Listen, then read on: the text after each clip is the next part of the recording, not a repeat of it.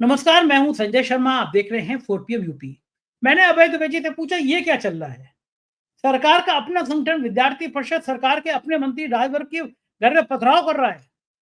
Ramswaroop college के प्रबंधक जो बहुत भ्रष्टाचार के जिन पर जिनका केस आता रहता है, नाम आता रहता है, ये बात अलग है कि कुछ बड़े नौकरशाहों के उनके ऊपर संरक्षण और करोड़ों रुपए के हेराफेरी का आरोप है। उस व्यक्ति के खिलाफ कार्रवाई क्यों नहीं कर पा रहे लोग? खेल क्या हो रहा है? और इस खेल ने राजनीति की बहुत गर्माहट पैदा कर दी है। मैंने अभय दुबे जी से पूछा कि ऐसा कब होता है कि अपने ही राज्य की सरकार अपने आप बंद का ऐलान कर दे। बिहार बंद। क्या डर गए हैं मोदी जी? समझ में आ गया कि बिहार ने पलटा कर दिया, खेला कर दिया और कह दिया भाई बिहार बंद, आज मस्ती करो, मौज करो, घर में रहो। अभय दुबे जी ने बहुत अच्छे जवाब दिए हैं। आप 4PM यूपी को सब्सक्राइब करिए, ज्वाइन करिए। चलते हैं अभय दुबे जी के पास। 4PM न्यूज नेटवर्क में स्वागत है अभय दुबे जी आपका। मुझसे ज्यादा आपको पत्रकारिता का ज्ञान है, आपने मुझसे ज्यादा पत्रकारिता देखी है।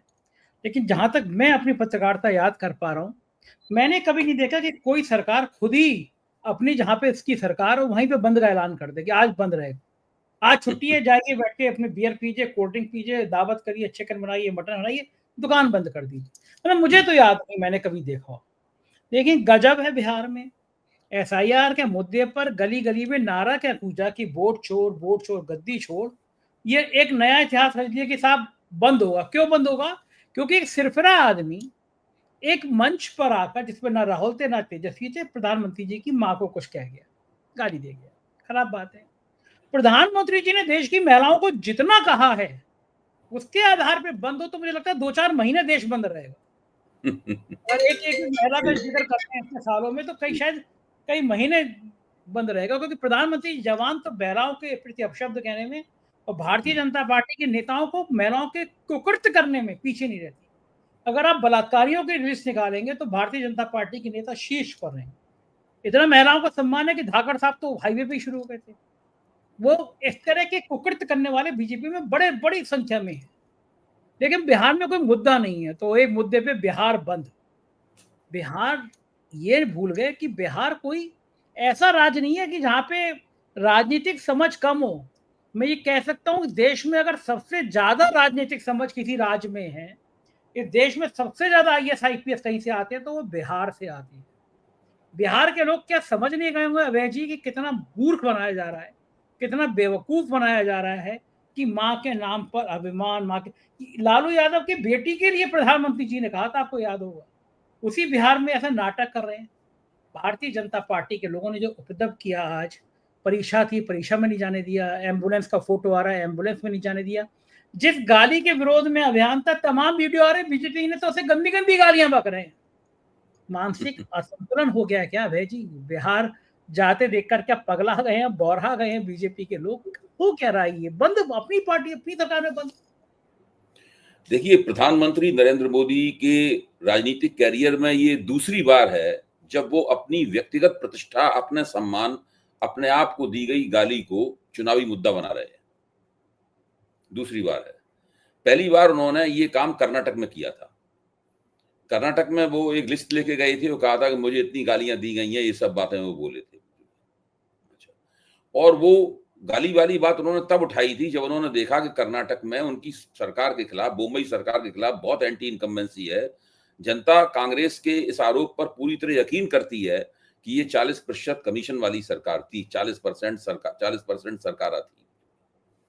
तो उन्होंने पलटकर आरोप भी लगाया कि भाई जो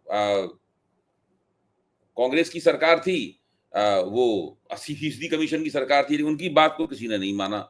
तो धीरे-धीरे उनकी समझ में आया कि कुछ और करना पड़ेगा। तब फिर वो गालियों वाला अपना मामला लेके गए। बजरंगबली की जय के नारे भी लगाए, वो भी नहीं बात चली। मंच से नरेंद्र मोदी ने बजरंगबली जय के नारे भी लगाए, वो भी बात नहीं चली। फिर वो वो अपनी एक गालियों वाली केवल एक मिनट रुकूंगा। जी। जब नारे लगे कि प्रधानमंत्री ने कहा कि बजरंग बली का नारा लगाकर वोट डालने जाना, मुझे लगा कि कल सुबह चुनाव आयोग इन पर प्रतिबंध लगा देगा, क्योंकि सीधा सीधा है कि चुनाव में आप धार्मिक प्रतीकों का, धार्मिक चीजों का जिक्र नहीं कर सकते। देश का प्रधानमंत्री कह रहा है कि बजरंग बली का नाम लेके वोट डालना। लेकिन कर्नाटक के लोगों की बलिहारी है, उन्होंने प्रधानमंत्री की बात 100% सुन ली। घर से निकले, बजरंग बली का नाम लिया, वोट कांग्रेस को दिया है, क्योंकि प्रधानमंत्री ने ये तो कहा नहीं था कि बजरंग बली के नाम पे वोट किसको डालने आना। तो मुझे वो बात याद आई, सॉरी मैंने आपको रोका। जी जी नहीं, अवैध। नहीं, बहुत अच्छा कहा आपने, बहुत अच्छा कहा। तो जब कुछ भी नहीं चला तो उन्होंने एक दांव खेला और एक तरह से अपने आप को भी टेस्ट किया, अपनी लोकप्रियता की भी परीक्षा ली। ये कर्नाटक तो भाई भारतीय जनता पार्टी के अच्छे प्रदेश, साउथ इंडिया का पहला प्रदेश है जिसमें भाजपा की सरकार वगैरह बनती रही है, भाजपा के मुख्यमंत्री बनते रहे हैं, लिंगायत समाज में बहुत स्थान, बहुत जगह है भाजपा के लिए। तो वहां उन्होंने दांव लगाया और दांव पूरी तरीके से फ्लॉप हो गया। अब वो बिहार में वही दांव लगा रहे हैं दोबारा। मुझे लगता है कि ये एक तरह से रणनीतिक दिवालियापन है, उनके पास रणनीतियां नहीं है। ये मनमोहन सिंह सरकार पे पॉलिसी पैरालिसिस का आरोप लगाते थे, ये स्ट्रेटेजिक पैरालिसिस है, ये भाजपा का स्ट्रेटेजिक पैरालिसिस है। और बिहार की जमीन पर इसका ये फटाफट दूसरा उदाहरण मिला है। पहला उदाहरण तब मिला था जबकि सासाराम से 17 अगस्त को वो राहुल और तेजस्वी ने मिलकर वोटर अधिकार यात्रा शुरू की थी। यात्रा 13 दिन तक लगातार चलती रही। भाजपा के पास कुछ कहने के लिए था ही नहीं, कोई रणनीति नहीं थी, कुछ नहीं था, सिवा गाली गलौज करने के, राहुल गांधी को बुरी भली कहने के, तेजस्वी यादव को बुरी भली कहने के अलावा इन्होंने कुछ नहीं किया। इनके पास कोई काउंटर नैरेटिव नहीं था वोटर अधिकार यात्रा का। जब 13 दिन गुजर गए तो इन लोगों ने, अगर पवन खेड़ा की भाषा का इस्तेमाल किया जाए, और मैं भी उनकी इस बात को मैं उनकी बात से इत्तेफाक रखता हूं, इन्होंने अपना पुराना टूल किट निकाला। और वो टूल किट क्या है? पहले गाली दिलवाओ, उसके बाद में जाओ भाषण दो और रोने लगो। यही उन्होंने किया। अच्छा, जिस वक्त ये सब चल रहा था उस वक्त प्रधानमंत्री तो चीन की यात्रा पे थे, वो तो पुतिन के साथ लिमुजीन में बैठे हुए थे, वो तो शी जिनपिंग के साथ में हाथों के इशारे से और प्रसन्नता हंसते हुए उस पूरी कार्रवाई में भाग ले रहे थे। इनको इस वक्त कोई उनके चेहरे पर दुख नहीं दिखाई पड़ रहा था, तनाव नहीं दिख रहा था, क्षोभ नहीं दिख रहा था। जैसे ही हिंदुस्तान आए, उन्होंने एक ऑनलाइन कार्यक्रम आयोजित किया, और तो और छोड़िए, ऑनलाइन कार्यक्रम आयोजित, ऐसा भी बिहार जाने की जहमत भी नहीं उठाई, और ऑनलाइन कार्यक्रम में वो रोने लगे। और उनके देखा देखी उनके जो श्रोता बैठे हुए थे, दिलीप जायसवाल भाजपा के अध्यक्ष, वो भी रोने लगे। कैमरा तैयार था, कैमरे ने दिलीप जायसवाल की तस्वीर खींच ली, वो भी मोदी जी के रोते हुए अखबारों में छप गई, आधा हिस्सा। ये वही दिलीप जायसवाल हैं जो 2 महीने पहले बता रहे थे कि वो खुद कितने बड़े गालीबाज हैं और उनके गांव के टीचर कितने बड़े बड़े गालीबाज हैं। ये खुद ही कह रहे थे, और उनका हंसते हुए, मुस्कुराते हुए, कहते हुए वीडियोस पूरे सोशल मीडिया में वायरल हो रहा है इस वक्त। भारतीय जनता पार्टी के प्रादेशिक अध्यक्ष की बात कह रहा हूं मैं। देखिए, ये हथकंडा कि मुझे गाली दी गई, मेरी प्रतिष्ठा का बदला पूरा बिहार लेगा, ये हथकंडा हो सकता है कि देश के कर्नाटक में चला नहीं था, लेकिन हो सकता है देश के किसी और प्रांत में चल जाए, लेकिन कम से कम बिहार में तो नहीं चलने वाला। उसकी वजह है, एक तो मैंने दिलीप जायसवाल वाली बात बताई, दूसरी बात यह है कि जितनी गालियां तेजस्वी यादव और लालू यादव के परिवार को, तेजस्वी यादव की बहनों को दी गई हैं, जितनी बुरी बुरी गालियां दी गई हैं, उसका तो कोई रिकॉर्ड ही नहीं है। खुद तेजस्वी ने सिलसिलेवार बताया है कि कितनी गालियां उसको दी गई हैं। विधानसभा के पटल पर यह तक कहा गया है महिलाओं, राष्ट्रीय जनता दल की महिलाओं के लिए, कि तुम्हारा लहंगा धोती हटा के सड़क पे तुम्हारे साथ रेप किया जाएगा। इस तरह की बातें कही गई हैं। तो बिहार में तो जितनी गाली गलौज, और बिहार में आप देखिए गिरिराज सिंह हैं,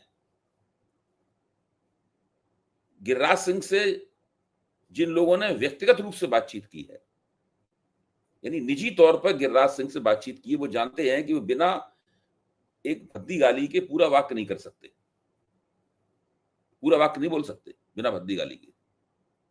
बाहर सार्वजनिक जीवन में वो कैसे अपने नियंत्रण, भद्दी गाली से बकने से अपने आप को रोकते होंगे, इस बात पे ताज्जुब होता है। ये हालत है इन लोगों की।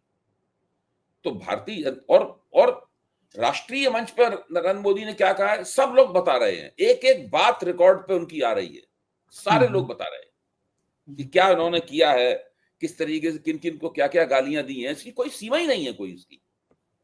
लेकिन ये बंदा अपने आराम से आंसू बहा रहा है, एक्टिंग कर रहा है पूरी। अपनी बूढ़ी माँ का जो राजनीतिक दोहन अगर कोई व्यक्ति कर सकता है, कोई राजनेता, तो वो दुनिया के अकेले राजनेता हैं, भारत के ही नहीं, जिसने अपनी माँ का राजनीतिक दोहन इतना किया है। उनकी माँ का देहांत हो चुका है, मैं उन्हें श्रद्धांजलि देता हूं, लेकिन नरेंद्र मोदी उनकी अपनी माँ के देहांत के बाद भी उनका राजनीतिक दोहन कर रहे हैं। ये स्थिति।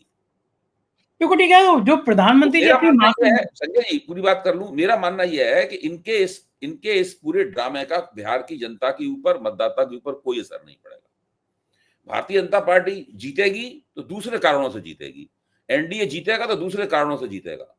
वैसे जीतना बहुत मुश्किल है इस बार, क्योंकि परिस्थितियां बिहार में बहुत विपरीत हैं, लेकिन फिर भी जब तक चुनाव घोषित ना हो जाए, हम कैसे कहते हैं कौन जीत जाएगा कौन हार जाएगा। ठीक लेकिन मैं बात है। बता रहा हूं, अगर मान लीजिए उन्हें कुछ अच्छे वोट मिले, या जो भी उन्हें वोट मिले, जो वो हारे चाहे जीते, जो भी उन्हें वोट देंगे वो दूसरे कारणों से वोट देंगे, इसलिए वोट नहीं देंगे क्योंकि नरेंद्र मोदी ने आंसू बहाए थे। हाँ, बिल्कुल सही है, ये कोई मुद्दा नहीं होगा। मुझे तो याद आ रहा है कि जब प्रधानमंत्री जी गए थे, तो वहाँ पर वो माता जी के निधन पे भी गए, तो वहाँ पे भी उन्होंने ये किया था कि फ़ोटोग्राफ़र, वीडियोग्राफ़र, कैमरे कई सारे, उसके बाद प्रधानमंत्री जी अंदर गए थे। यानी कि माँ के निधन पर भी प्रधानमंत्री जी गए ही नहीं थे इस तरह बिना कैमरों के। एक दूसरी खबर आपको की याद तरफ है, देख सकते हैं। आपको याद है मशहूर वरिष्ठ किसान नेता हैं बलबीर सिंह राजेवाल, हाँ, हाँ, किसान हाँ। आंदोलन के दौरान उन्होंने एक बड़ी जबरदस्त स्पीच दी थी। वो स्पीच बहुत दिनों तक उसका टेक्स्ट छपता रहा, बहुत लोग चर्चा वगैरह करते रहे, सोशल मीडिया पे घूमती रही। उसमें बलबीर सिंह राजेवाल ने कहा था, क्योंकि वो किसानों की तरफ से जाते थे कृषि मंत्री के साथ में बातचीत करने में, वो सब जो चल रही थी बातचीत उसमें जाते थे लगातार। हुँ। तो उन्होंने कहा कि उन्होंने अपनी जिंदगी में इतना झूठा और इतना ड्रामेबाज प्रधानमंत्री नहीं देखा। ये वाह! उन्होंने कहा था नरेंद्र मोदी के बारे में। बाप रे बाप रे बाप! क्या-क्या शब्द वो हैं। रिकॉर्ड पे है बलबीर सिंह राजेवाल की स्पीच। हुँ, हुँ। एक दूसरे मुद्दे पे मैं आपसे विमर्श करना चाहूँगा कि 2 खबरें हैं संघ से जुड़ी। एक जगह खबर छपी है कि दिल्ली हरियाणा मॉडल से खुश होकर राष्ट्रीय स्वयंसेवक संघ है वो बिहार में आरएसएस के लोग भेजेगा। हर गाँव में 10 लोगों की टीम एक्टिव होगी, बिहार में रूठे लोगों को मनाएगा। दूसरी खबर थी कि आरएसएस के 100 साल पूरे होने पर संघ से जुड़े आर्थिक संगठनों के लगभग 80 प्रतिनिधियों की एक बंद कमरे में बैठक हुई, जिसमें फिजिक्स के प्रोफेसर रहे 91 वर्षीय डॉक्टर मुरली मनोहर जोशी ने 70 स्लाइड के साथ अपना प्रेजेंटेशन दिया। आरएसएस की बैठक में मुरली मनोहर जोशी ने देश की अर्थव्यवस्था और आर्थिक विषमता पर चिंता जताई और अपने तर्क में वामपंथी अर्थशास्त्री अमर सेन का हवाला दिया। वहीं मुरली मनोहर जोशी ने अपनी पीड़ा भी जाहिर की और उन्होंने कहा कि हम लोगों ने बहुत गलत काम किया। हमने कृषि और स्वदेशी उद्योगों पर ध्यान नहीं दिया, बल्कि विदेशी सहयोगियों का स्वागत किया, जो हमारे हितों और प्रतिष्ठा को कमज़ोर करते हैं। जीएसटी की दरों को तो कम कर दिया, लेकिन असली लाभ क्या आम लोगों को मिलेगा, क्योंकि कॉर्पोरेट की मुनाफ़ाखोरी के नियंत्रण के लिए कोई व्यवस्था नहीं है। और जीएसटी इतने साल बाद, 8 साल बाद, 9 साल बाद खत्म करना, कम करना, क्या मतलब है इसका? तो ये जो आरएसएस में ये प्रेजेंटेशन चल रहा है, यानी पहले भी एक बार ज़िक्र कर चुके हैं मोहन भागवत, वो मेडिकल पे, वो स्टूडेंट्स के छात्रों की पढ़ाई पर, कि ये सरकार कह चुके हैं कि इन दोनों क्षेत्रों में स्थिति बहुत खराब है। यानी संघ मोदी की नीतियों के खिलाफ खुल के मैदान में आने की तैयारी कर रहा है, बावजूद इसके वो बिहार में स्वयंसेवक भेज रहा है। इस पूरे घटनाक्रम पर आपकी क्या टिप्पणी है? देखिए, आपने ये जो कहा कि संघ मोदी की नीतियों के खिलाफ खुलकर मैदान में आने की तैयारी कर रहा है, ऊपर से देखने में हो सकता है ऐसा हो, लेकिन मुझे नहीं लगता कि संघ ऐसा करने वाला है। राष्ट्रीय स्वयंसेवक संघ केवल मोदी जी की सरकार या भारतीय जनता पार्टी की कोई भी सरकार हो, उसको चेतावनी देने के लिए इस प्रकार की बातें बीच-बीच में करता रहता है। आपको याद होगा कि 2024 के लोकसभा चुनाव से पहले दत्तात्रेय होसबोले ने, जो कि सरसंघ चालक के बाद दूसरे नंबर के पदाधिकारी हैं संघ के, उन्होंने एक बयान जारी किया जिसमें उन्होंने यही सब बातें कही थी, जो मुरली मनोहर जोशी ने अमर्त्य सेन के सहारे, अमर्त्य सेन के बहाने और अपनी जो पावर पॉइंट प्रेजेंटेशन उन्होंने किया, मतलब उसमें उन्होंने की।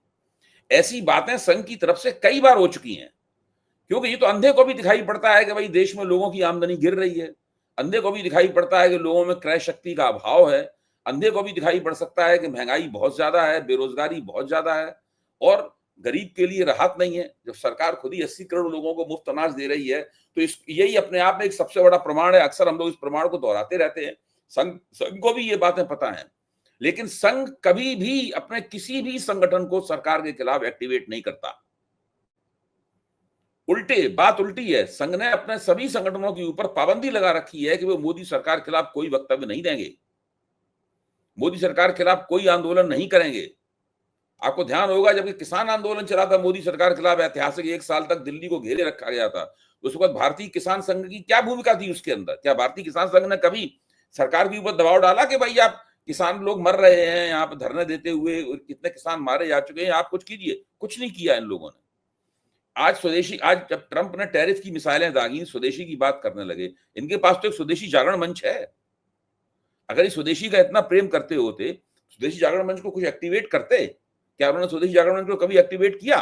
करते क्या रहते हैं संघ के ये तमाम संगठन? भाई भारतीय मजदूर संघ क्या करता है? देश का सबसे बड़ा ट्रेड यूनियन ऑर्गेनाइजेशन है। भारतीय किसान संघ क्या करता है? स्वदेशी जागरण मंच क्या करता है? अच्छा, आज मुरली मनोहर जोशी ने एक तथ्य और दिया कि देश की नौजवान पीढ़ी जो है वो नशे में डूबी हुई है। ये खास बात है। मैं जो अर्थव्यवस्था के बारे में उन्होंने कहा है उस पर ज्यादा मैं महत्व नहीं देता उस बात को, क्योंकि वो तो सब लोग जानते हैं, उसमें कोई नई बात उन्होंने नहीं कही। केवल अमर सेन का हवाला देने से आपकी बात ज्यादा प्रमाणित नहीं हो जाती। मेरा कहना यह है कि उन्होंने कहा कि देश में, उन्होंने पूरा एक आंकड़ा दिया पूरा। मैं आपको अभी अगर मुझे ध्यान होता तो वो आंकड़ा हम दे सकता था। आज इंडियन एक्सप्रेस में पूरा आंकड़ा छपा है। अभी जी मैं गया था कश्मीर में चुनाव से पहले, और मैंने वहां कम से कम 100 लोगों से बात की होगी। 90 लोग 100 में ये कह रहे थे कि 370 हटने के बाद पूरा कश्मीर नशे की गिरफ्त में आ गया है। नशा इतनी तेजी के साथ बॉर्डर से इधर आ रहा है, पूरा यूथ नशे में आ गया है। मैं ये पूछना चाहता हूं कि ये जो बैठे बैठे चेतावनी देते रहना और बैठे बैठे बातों को कहते रहना, राष्ट्रीय स्वयंसेवक संघ तो देश का सबसे बड़ा संगठन है। उसके पास उनका दावा है कि हमारे पास इतने करोड़, इतने 1 करोड़ के ज्यादा उससे स्वयंसेवक है हमारे पास, इतनी हमारी शाखाएं लगती हैं। ये नशे का जो चलन हो गया है उसके खिलाफ क्या कार्रवाई कर रहे हैं? कौन सा समाज सुधार का कार्यक्रम चला रहे हैं? नशे के खिलाफ कोई कदम उठा रहे हैं कि केवल बेकार की बातें करते हैं केवल आके? देखिए, सुभाषित बोलते रहना और अच्छी बातें बोलते रहना कि गाय दूध देती है, वो सफेद होती है, उसके 2 सींग होते हैं, वो हमारी माँ है, ये इस तरह की बातें करते रहने से तो गाय की सेवा नहीं हो जाती। गाय तो सड़क पे घूमती है और पॉलिथीन खाती है और मर जाती है। ये हालत है गायों की। कुछ नहीं करते ये लोग। ये देखिए, इस संगठन का एकमात्र काम है सत्ता पर किसी तरह कब्जा कर लेना, वो उन्होंने कर लिया है। अब दूसरा काम इनका ये है कि इस कब्जे को कैसे बरकरार रखना है। ये सब जो चेतावनियां दी जाती हैं, दत्तात्रेय होसबोले के जरिए दी गई हो, चाहे मुरली मनोहर जोशी के जरिए दी गई हो, ये सब चेतावनियां केवल इसीलिए हैं, इसमें मोदी से या जो भी प्रधानमंत्री उससे कहा जाता है कि भाई देखिए इससे राजनीतिक नुकसान होगा, एंटी इनकम्बेंसी जमा होगी, होश में आ जाओ, ठीक ठाक कर लो, कुछ मैनेज कर लो, कुछ थोड़ा सा गैप जो रह गया है इसको दूर करो। अच्छा, अब आप देखिए, ट्रंप ने इतना टैरिफ लगा के पूरे देश की अर्थव्यवस्था को संकट में डाल दिया। सब लोग जानते हैं, इसमें कोई कहने की बात नहीं है। इसमें हम लोग क्या एनालिसिस करेंगे, बहुत एनालिसिस हो चुका है और ये स्थापित सत्य है बिल्कुल एकदम। राष्ट्रीय स्वयंसेवक संघ ने इस बारे में क्या किया बताइए आप? इतने बड़े संगठन ने इस बारे में क्या किया? मुझे लगा ये कुछ करेंगे, क्योंकि उन्होंने इस बात, अमेरिका के रवैये पे विचार करने के लिए आपने सारे संगठनों की एक बैठक बुलाई। सारे संगठनों के प्रतिनिधि उसमें जमा हुए, सरसंघ चालक, सर कार्यवाह वगैरह, उन सब ने उस बैठक का नेतृत्व किया और बाकायदा कहा गया कि भाई अमेरिका ये ठीक नहीं कर रहा है, ये नहीं कर रहा है, वो नहीं कर रहा है, इसमें जन जागरण किया जाएगा। तो हम लोगों ने सोचा कि सारे देश में अमेरिका के खिलाफ माहौल बनाएंगे, ये अमेरिका गलत कर रहा है भारत के साथ। कुछ नहीं किया, कुछ भी नहीं किया इन्होंने। संघ के किसी भी पदाधिकारी ने डोनाल्ड ट्रंप का नाम तक नहीं लिया, एक वक्तव्य नहीं जारी किया आज तक ढंग का, कोई कुछ नहीं किया इन लोगों ने। क्यों नहीं किया? क्योंकि ये लोग भारत के सबसे ज्यादा अमेरिका परस्त संगठन है। भारतीय जनता पार्टी और राष्ट्रीय स्वयंसेवक संघ देश का सबसे ज्यादा अमेरिका परस्त संगठन है। ये लोग मुख्य तौर पर कम्युनिस्ट विरोधी रहे हैं, वामपंथ विरोधी रहे, और ये मानते हैं कि दुनिया के ग्लोबल पैमाने पर अमेरिका जो है वो वामपंथ और कम्युनिज्म के खिलाफ एक बुलवर्क का काम करता है, उसको टक्कर देने का अमेरिका काम करता है। इसलिए शुरू से ही अमेरिका और पूंजीवाद के ये लोग समर्थक रहे हैं। नव उदारतावादी जो अर्थनीतियां हैं उसका विरोध राष्ट्रीय स्वयंसेवक संघ ने कभी नहीं किया। अगर किया होता, अटल बिहारी वाजपेयी के जमाने में उनकी सरकार भी यही नीतियां अपनाती थी और मोदी की सरकार जमाने में भी उनकी सरकार यही नीतियां अपनाती थी। वो सरकार भी संघ की थी और ये सरकार भी संघ की है। कभी नहीं किया इन लोगों ने। ये जो कुछ भी इस तरह की बातें करते हैं सब छिछली है, लोगों को धोखा देने वाली बातें हैं। इन बातों का कोई महत्व नहीं है। इससे ज्यादा धोखाधड़ी वाली बातें करने वाला संगठन इस देश में कोई नहीं है, दुनिया में कोई नहीं है। अपने आप को सांस्कृतिक संगठन कहते हैं और साफ कह रहे हैं कि हमारे आदमी जाएंगे भाजपा के लिए वोट मांगेंगे। आपने अभी खुद ही बताया कि वो बिहार में 10-10 आदमियों की टीम रहेगी जो वोटरों को मनाएगी, यानी नीतीश सरकार के खिलाफ जो एंटी इनकम्बेंसी है उसको कम करने का काम करेगी। और कहते हैं कि हमारा राजनीति से क्या मतलब, हम तो सांस्कृतिक संगठन है, हम तो हिंदू राष्ट्र बनाना चाहते हैं और हमारा हिंदू सब ऐसे, मतलब ये इस तरह की बातें करते हैं। मतलब प्रति क्षण लोगों को उल्लू बनाने के लिए झूठ घुमा फिरा के बोलते रहते हैं और निर्लज्जता की सीमा ये है कि भूल जाते हैं 15 मिनट पहले कौन सा झूठ बोला था। ये अच्छी बात है। और ये काबिलियत नरेंद्र मोदी ने इन्हीं से प्राप्त की है। बिल्कुल और सही सब बात में है। काबिलियत है ये। झूठ अब बोलो और जुलाई में जो उन्होंने कहा, जुलाई में मोहन भागवत ने कहा था कि हम वो 75 साल की उम्र में रिटायर हो जाना चाहिए। अगस्त में कहने लगे कि नहीं, हमने तो कहा ही नहीं, हमने किसी से कहा ही रिटायर होने के लिए, ना मैं होऊंगा ना हमने किसी से कहा है होने के लिए। ये इस बात का सबसे ताजा सबूत है इनका। बिल्कुल ठीक बात है। उधर ट्रंप ने ये कहा है कि अगर ये रूस से तेल खरीदना जारी करते हैं तो टैरिफ पार्ट 2 पार्ट 3 भी भयंकर रूप से लगाया जा सकता है। तो ट्रंप अब चाहते क्या है, मतलब पार्ट 2 का टैरिफ लग गया, पार्ट 3 का लग गया, भारत कहाँ खड़ा हो जाएगा, क्या स्थिति हो जाएगी? नहीं, देखिए, भारत और अमेरिका का जो आर्थिक संबंध है, वो आर्थिक संबंध तो वो बहुत बुरी तरह खतरे में है। और उसके कारण भारत में अमेरिका को निर्यात करने के लिए जो भी फैक्ट्रियों में माल बनता था, वो सब अब धीरे-धीरे बनना बंद हो जाएगा। क्योंकि नरेंद्र मोदी ने बहुत बड़ी गलती कर दी। ये वहां चले गए, तियानजिंग चले गए और वहां पर शंघाई सहयोग कारपोरेशन की बैठक में शामिल हो गए वहां जाकर। ट्रंप इस बात से बहुत नाराज है और वो मोदी से नाराज नहीं है, मुख्यतः पुतिन से। मोदी का तो नाम भी नहीं लिया उसने। पुतिन से नाराज है कि पुतिन से मैं निराश हूं, उन्हें ये नहीं करना चाहिए था। क्योंकि चीन ने अमेरिका को दिखाने के लिए कि हमारे भीतर भी कोई दम है, मोदी का इस्तेमाल कर लिया। मोदी जी उनके हाथ में इस्तेमाल हो गए। इसलिए मैं आपको बता रहा हूं कि ये बहुत अब भारत को, भारतीय अर्थव्यवस्था को अगर निर्यात के क्षेत्र में कुछ करना है तो अमेरिका को माइनस करके चलना पड़ेगा। ये मान के चलना पड़ेगा कि भाई अमेरिका में तो कुछ माल वाल जाएगा नहीं, क्योंकि अमेरिका को जितना निर्यात होता था उसका 50 से 60% तो तुरंत कम हो जाएगा। बड़ी चुनौती हो जाएगी। और सुनिए, आप पीयूष गोयल ने क्या कहा है, ध्यान कीजिए। पीयूष गोयल जो वाणिज्य मंत्री, उन्होंने कहा है कि नवंबर तक अमेरिका से समझौता होने की उम्मीद है। नवंबर तक, यानी अभी पूरा सितंबर का महीना बाकी है, अक्टूबर का महीना बाकी है। नवंबर में 1 नवंबर को होगा कि 30 नवंबर को होगा, किसी कुछ नहीं पता। संभावना है कि दिसंबर में होगा कि जनवरी में होगा कि फरवरी में होगा, किसी कुछ नहीं पता। तो मुझे तो नहीं लगता कि अब इस देश के निर्यातक जो हैं वो अमेरिकी बाजार के लिए माल बनाएंगे, क्योंकि अमेरिकी बाजार के लिए माल नहीं बनाएंगे तो उन्हें दूसरे बाजारों की खोज करनी है और ये काम आसान नहीं होता है। ये जो इंटरनेशनल एक्सपोर्ट इंपोर्ट है, ऐसा नहीं है कि आपने इस फ्लाईओवर में ठेला लगा रखा है, वहां आपके भुट्टे बिक नहीं रहे तो आप ठेला लेके दूसरे फ्लाईओवर के नीचे चले गए, वहां बिकने लगेंगे भुट्टे हमारे। ऐसा थोड़ी ना होता है। तो ये स्थिति है। ऐसा नहीं है कि आप अमेरिका ने माल देना बंद कर दिया तो आप किसी और को माल बेचने लगेंगे, ब्राजील को माल बेचने लगेंगे। ऐसे नहीं होता है। ठीक बात है।